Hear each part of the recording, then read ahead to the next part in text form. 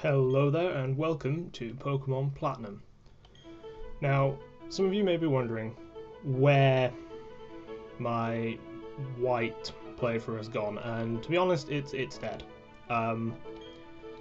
I had a run-in with a program called Babylon that rooted itself in my computer quite badly, and it made me angry, so because I couldn't get rid of it, so I went with the scorch everything and salt the ground technique.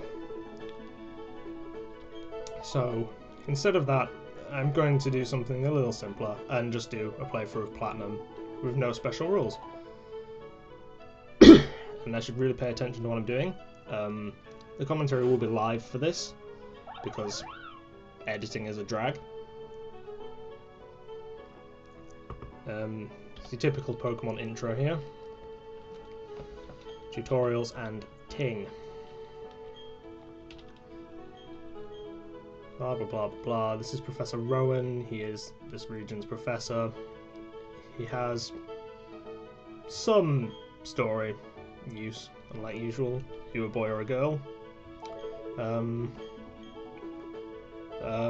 let me check. Boy, I think. Yep. Okay, name.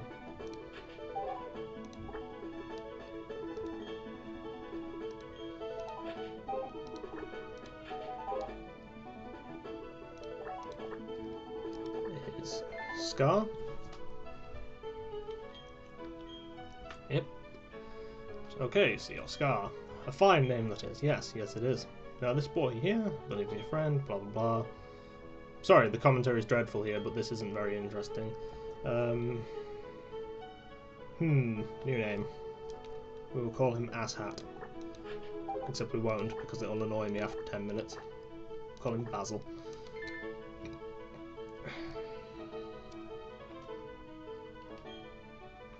Yes, that is my friend's name.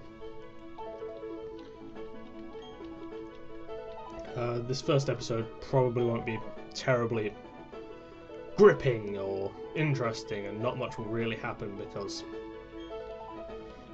frankly, it's just warming up, getting the starter. I'll be talking about what Pokemon I like, what uses they have, if I know uses for them, because frankly I don't know them all.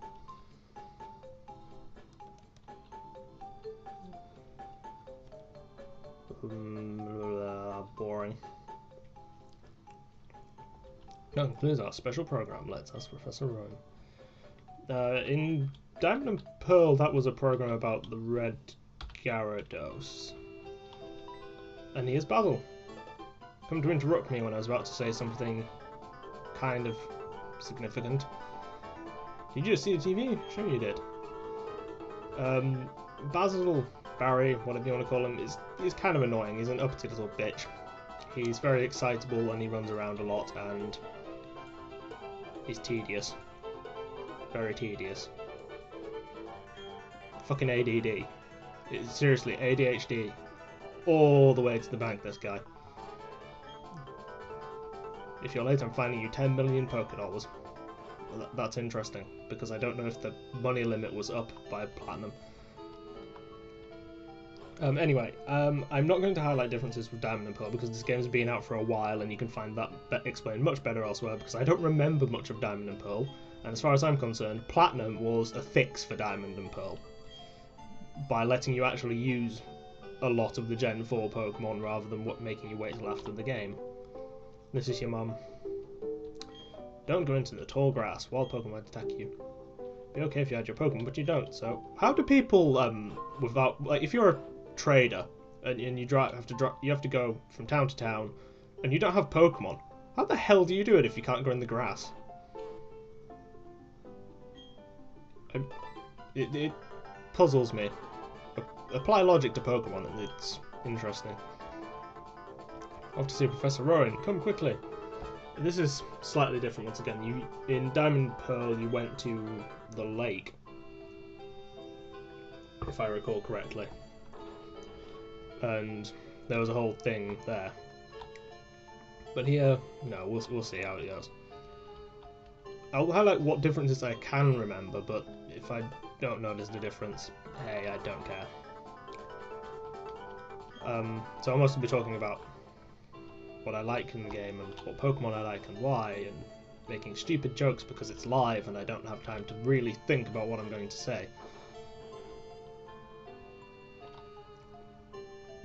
I'll also be hating on Team Galactic because Team Galactic are stupid. Too slow! It's because I don't have the running shoes, boy.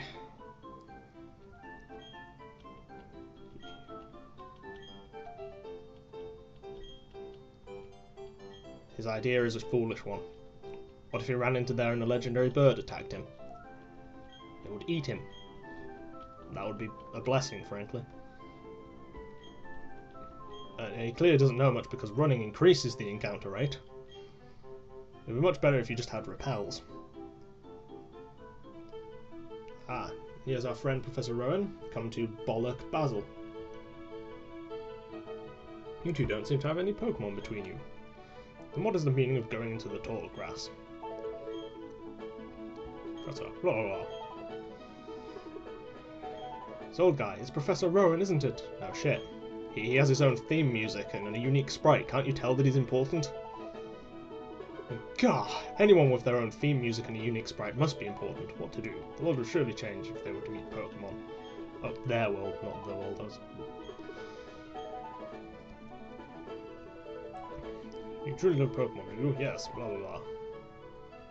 And I'm hoping I can get this video done within my time limit, which is going to be 15 minutes, and I'm not likely to edit a lot of this footage, if at all. Yes, it's your fault. All your fault, Basil. What I would do with Pokemon is I would train them to be very strong and then go around kicking everyone's ass. And frankly, if Pokemon were real in real life, I would go everywhere on the back of a Salamence, frankly. And I would have showed up to school with a Weezing and made it spew poisonous fumes at people. Especially teachers. Especially my ICT teacher from year 10. It definitely spewed poisonous fumes at her. Oh. And here's Dawn, your other rival, if she can be called as such. She's not much of a rival, she's kind of pathetic. Ah! A suitcase, a briefcase. A bag of magical dreams. Contains Pokemons. This time when people should meet Pokemon. This is blah blah blah blah blah blah blah. Open the briefcase and choose a Pokemon. Looks more like a suitcase to me, but okay. Blah, blah, blah. So I wonder why he just carries around a briefcase entirely for free starter Pokemon and doesn't have any kind of, documentation or research paper or anything in there. You choose first. I'm practically grown up. I have to show some class here. Child. Okay, I won't waste time explaining which starters I like and why. I will go into detail during the following battle. I want this one. Yes. Piplup. Piplup is a boss. Barry will always choose the type strong to yours. So you choose water, he'll choose grass. You choose grass, he'll choose fire. You choose fire, he'll choose water. It's just how it goes in Pokemon. Dawn will have the type weak to yours, so she will have Chimchar. For me, if you chose Piplup. Blah blah blah blah blah. And they go away, and things can happen again. Plot can progress. Well, not necessarily plot, gameplay. TV seems so stern and scary. But anyway, Barry will battle you immediately. If you lose this, don't worry about it. It's not a big deal. It means he got a lucky critical or cheesed you with Tail Whip or some shit. But Turtle will just growl and annoy me. And does the Barry dance. It's a Turtwig. So I'll talk about the starters in order of how much I like them, from least to most. So I'll start with Chimchar. I don't really like Chimchar because I find it to be boring to use. It's quite simplistic and dull to me. It's a good Pokemon, don't get me wrong. I just prefer... I compare it directly to the Torchic, Combusken and Blaziken line from Gen 3, and it's not as good, in my opinion, or as cool looking or anything. So, but it is good. It's fast, it hits hard, it learns good moves. It's a decent Pokemon. Then Turtwig. Turtwig is slow as molasses, but has good defenses and very high attack. It evolves to its final form the earliest, I believe.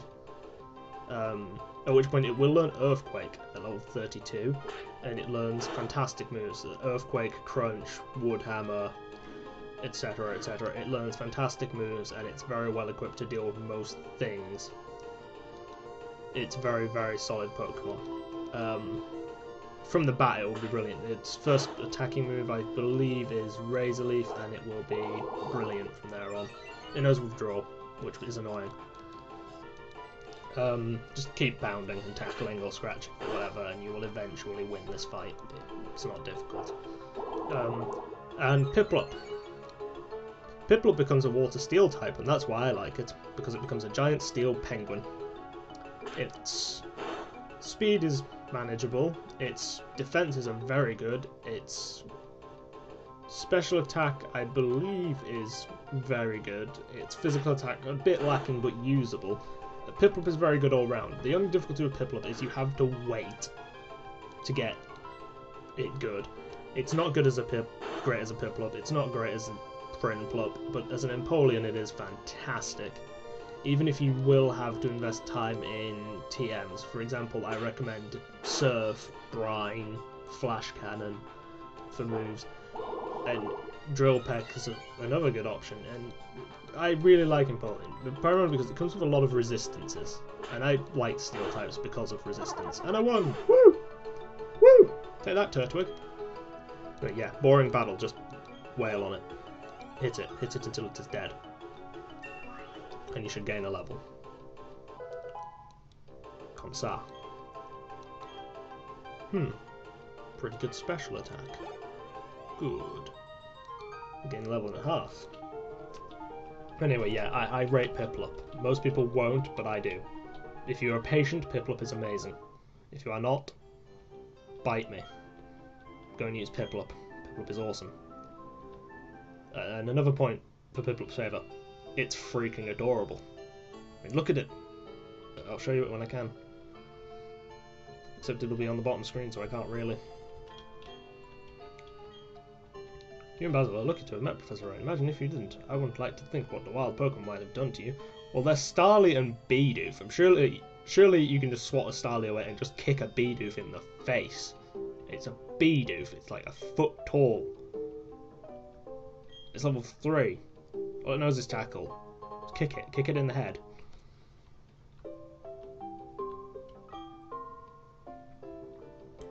Running shoes! Dash, dash, dash, dash, dash.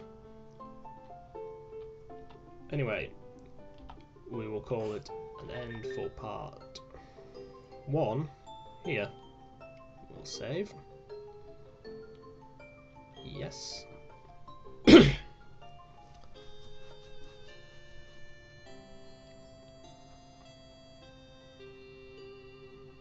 do do do do do do do do. And I will see you in the next episode of Pokemon Platinum.